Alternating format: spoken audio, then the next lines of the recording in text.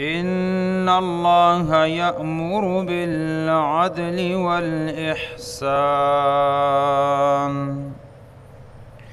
وإيتاء ذي القربى وينهى عن الفحشاء والمنكر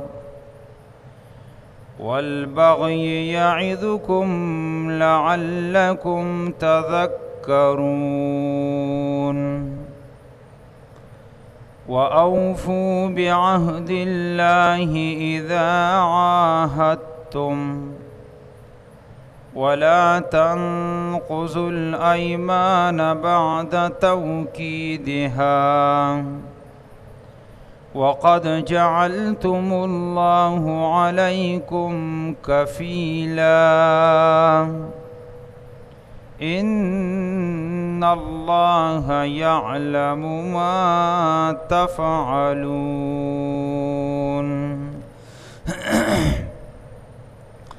سوارلسم پارا سورة النحل 90 نمبر آیت لسکم سلمو دین مخ کی آیت کی د قرآن کریم سلور اوچت صفات ذکر شو چی تبیانا لکل شی اللہ وی دا قرآن کریم دا ہر شیز وضاحت کئی وہدن دا ہدایت کتابم دے دریم دا رحمت کتابم دے سلورم دا مسلمانانو دا پارا زیر و بشارت ہم دے. اس دی آیت کی دا دی لکل شی خلاصہ او تفصیل اللہ ذکر کئی چې یو سړی ووایي چې قرآن کریم څنګه د هرې مسلې تفصیل او وضاحت کوي. نو دې آیت کې الله ذکر کوي چې ټول قرآن خو پرېږده، راشه دا یو آیت وګوره، ټول دین الله وایي ما په دې یو آیت کې راجمع کړی دی.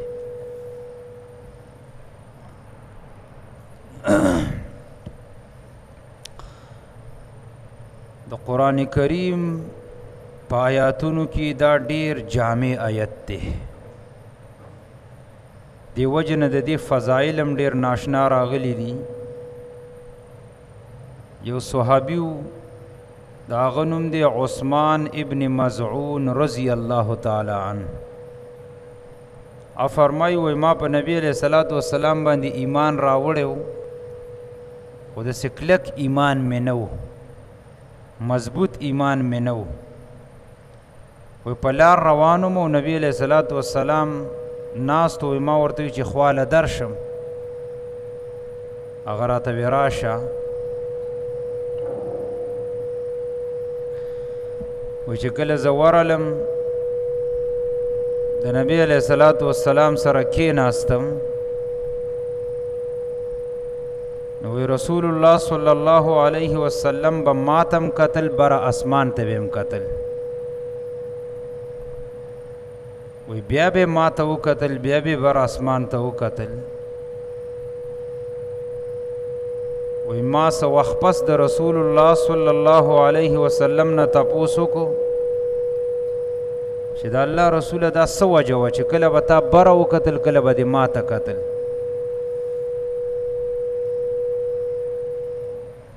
وی نبی علیہ الصلوۃ والسلام راته وفرمایل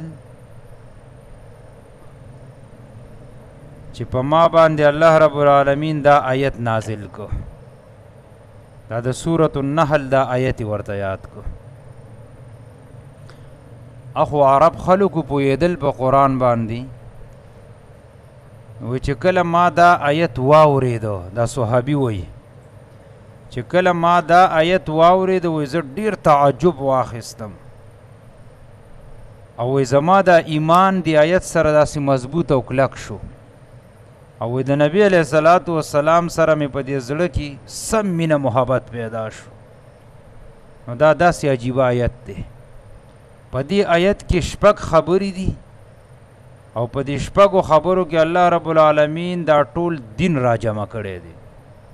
دی وجه نه عبدالله ابن عباس رضی اللہ تعالیٰ عنہ فرمائی وی اجمع آیت فی القرآن لمکارم الاخلاق وی دا قرآن کریم پا آیاتونو کی جامع آیت اغدایو دی چھ نیک اخلاق پاکی اللہ ذکر کری دا بد اخلاقو نے منع کری خیر خبر پاکی اللہ ذکر کری دا شر دا کارونو نے پاکی سکڑی دا منع پاکی کری دا غرنگ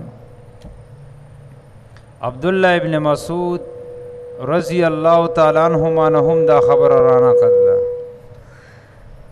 پا دی وجہ میں کلاو کچی دا خلق بوشی بے ورمانے بان کو کل سپیکر شور کے و چابی کور کے دا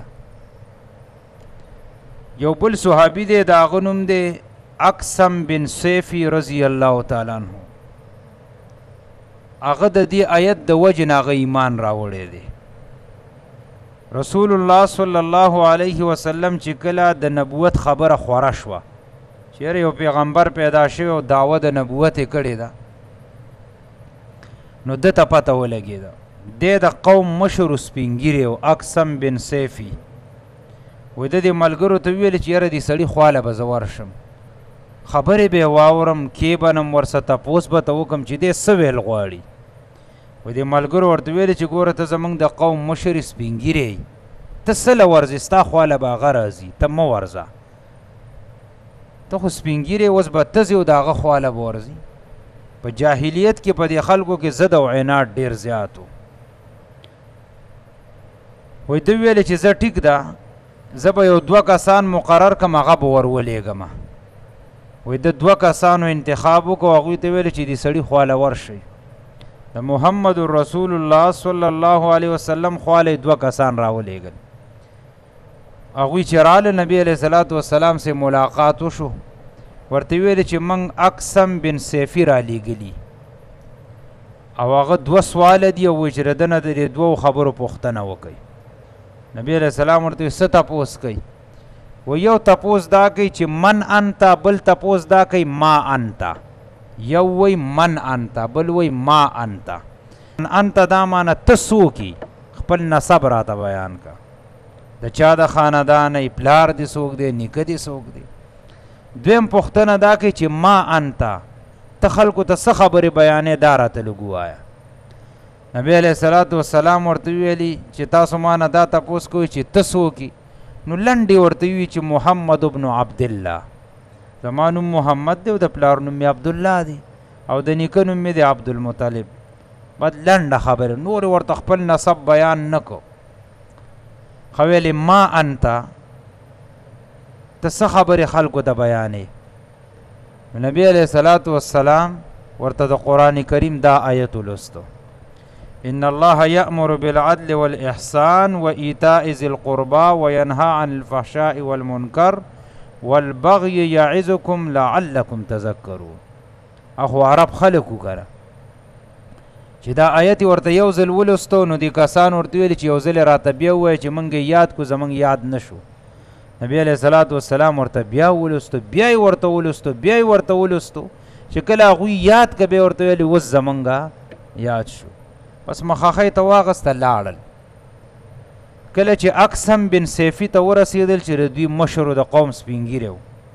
ویلې څه چلم وکړو نو ورته ویلې ویلې خو ډېر عجیبه سړی و ویلې څنګه ویلې موږ ته د نسب پوښتنه وکړه وایي موږ ویلې چې دی به موږ ته اوس غټې غټې خبرې ذکر کړي خو هغه راته لنډه ویلې چې نوم مې محمد دی او د پلار نوم مې عبدالله دی خو ویلې په لاره چې راتلو نو د ده د نسب د خاندان په باره کې د نورو خلکو نه تپوس وکړو خو هغوی خو راته ډېر اوچت شان ذکر کړو چې دا په قریشو کې هاشمي خاندان سره تعلق ساتي او دی داسې دی او داسې دی خو په خپله راته د ځان صفتونه ونه کړه ډېره عاجزي وکړه او بیا د اقسم بن سیفي ته د دوو کسان ویل ویل ډېرې عجیبه خبرې راته کړي دي درته ویو تیم واوره غوږ ورته کېده نو دا آیت یې ورته ذکر کړ نو مشر چې کومو بعضې مشر لږ هوښیاري په خبره پوهېږي نو مشر ویل چې بس ما خو ایمان راوړو زه خو مسلمان شم خو ګورې تاسو ته میم تاسو زما کشرانی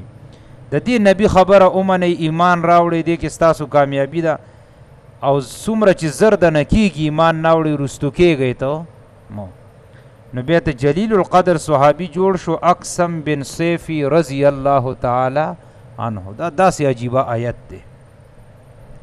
عمر بن عبدالعزیز تابعی رحمت الله علیه دا یو تابعی تیر شوی دی او ډیر خسته حکومت او خلافت کړی دی.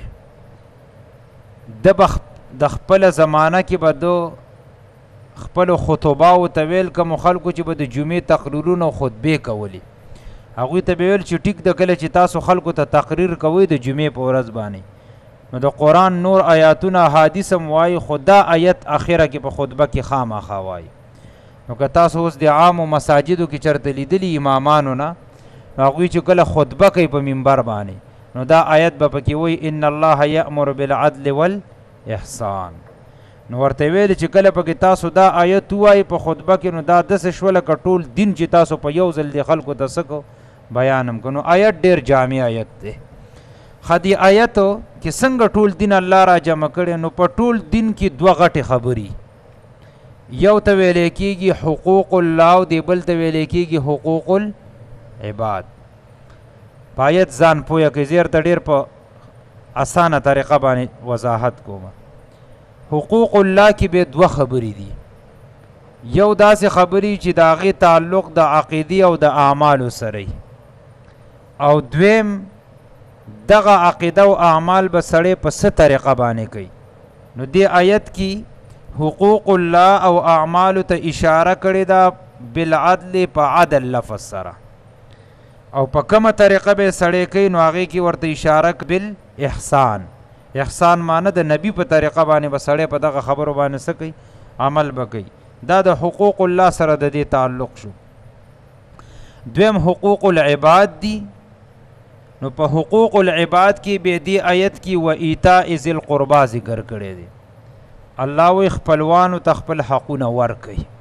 د دې تعلق د چا سره دی؟ د حقوق العباد سره.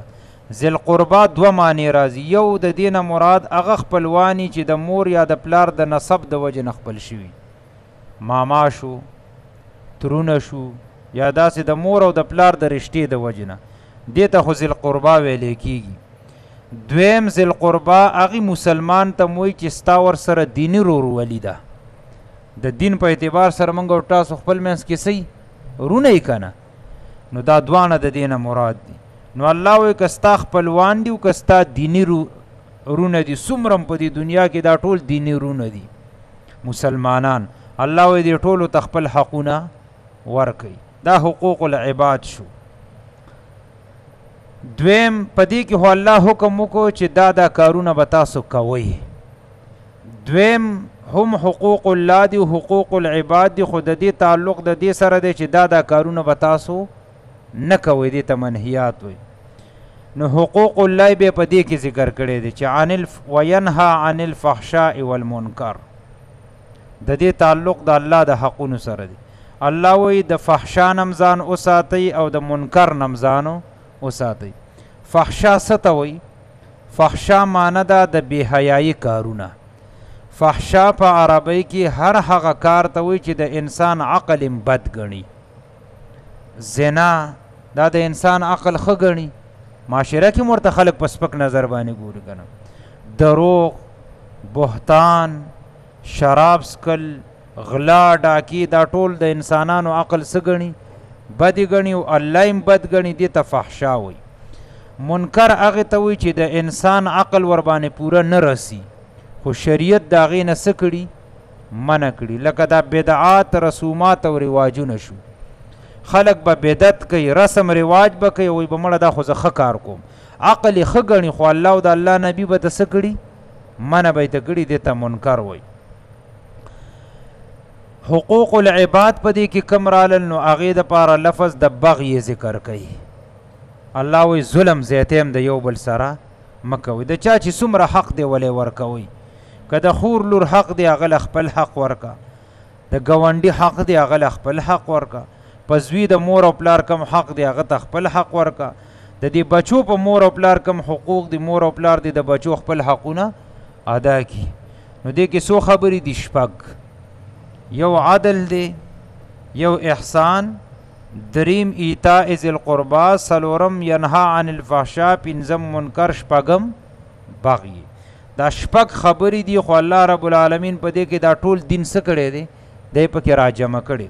د څه خبرو حکم دی چې دا به کوئ، عدل به کې، احسان به کې، خپلوانو ته مسلمانانو ته به حق ورکړي، د څه نه منع کوي، د بې حیایي د کارونو نه به منع شي، د نورو ګناهونو نه به منع شي، بغي د ظلمونه نه به ځان څه کړي منع کړي. شپږ خبرې دي خو الله پکې ټول دین راجمع کړي. دې وجې نه د قرآن کریم دا ډېر جامع آیت دی. عدل اصل کې دې ته ویلې کېږي چې بین الافراط والتفرید. زمونږ او ستاسو دین چې کوم دی، دین الاسلام، دا ټول په عدل باندې بنا دی. افراط او تفرید دې ته وایي.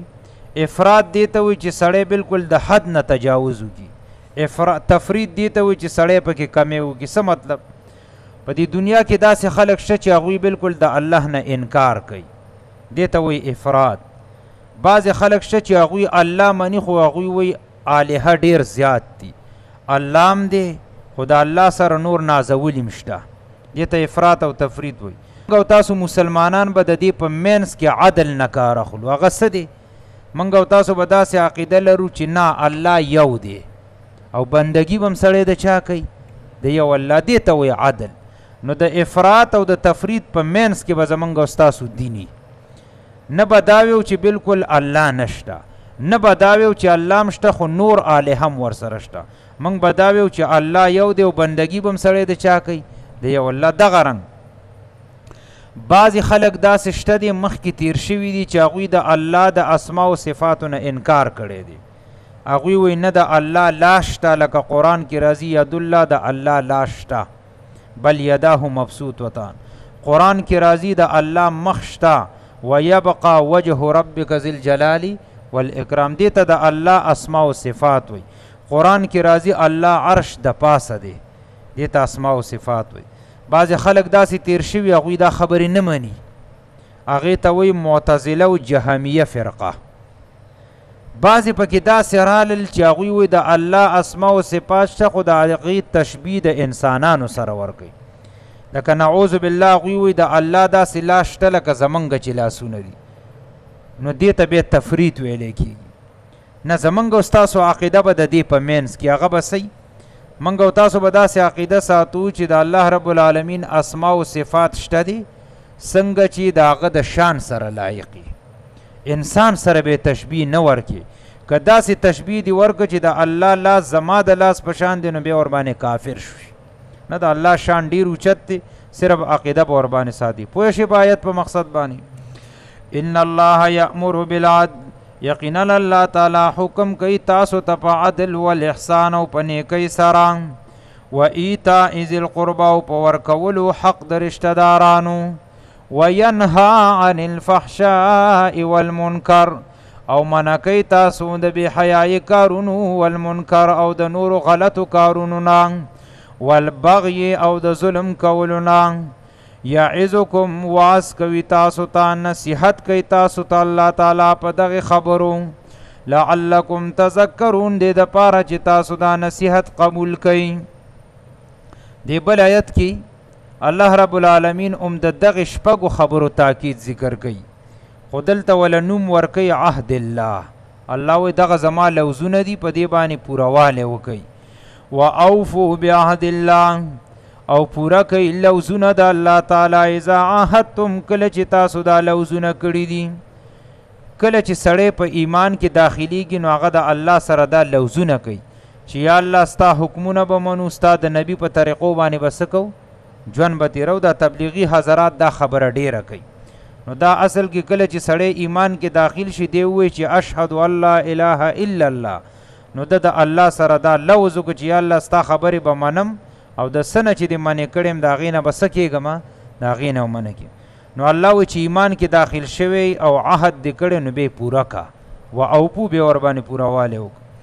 نبی علیه صلات وسلام له چې با وخت کې څوک راتلل او د رسول الله صلی الله علیه وسلم نه به بیعت اخیستو، نو نبی علیه صلات وسلام به ورسره په دې شپږ خبرو باندې بیعت کو. نو الله د آیت نازل کړ چې ګورې په دې شپږ خبرو بیعت وکړو، خو ګورې پورهوالی به م ورباندې کوئ.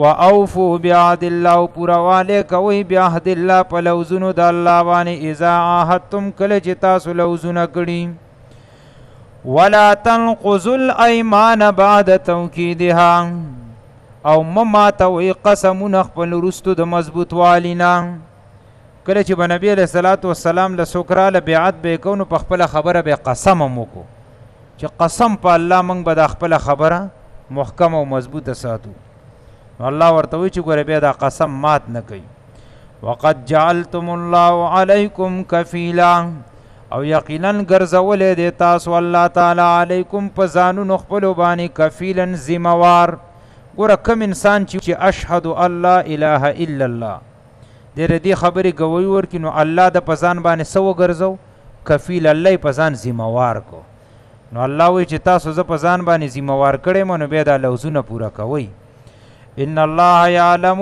ما تفعلون یقینا الله تعالی خپويږي په هغه څه چې تاسو کوي الله وی که تاسو لوزونه پورا کوي امه ته پته را که تاسو ماتوي امه ته پته ان الله يأمر بالعدل والإحسان یقینا الله تعالی حکم درکې تاسو ته په عدل باندې ول احسان او په احسان و ایتاء ذی القربى او په ورکولو حق د رشتہ دارانو و ینهى من کوي تاسو عن الفحشاء د بی حیاي کارونو والمنکر او د نور غلط کارونو والبغي او د ظلم کولو یعظکم واز درکې تاسو ته الله تعالی لعلکم دې د پاره تذکرون چې تاسو نصیحت قبول کړئ واوفوا بعهد الله پورواله کوي په لوزونو د الله تعالی باندې اذا عاهدتم کله چې تاسو لوزونه کړي ولا تنقضوا الايمان بعد توكيدها او مماتوي قسمون خپل رستو د مضبوط والینا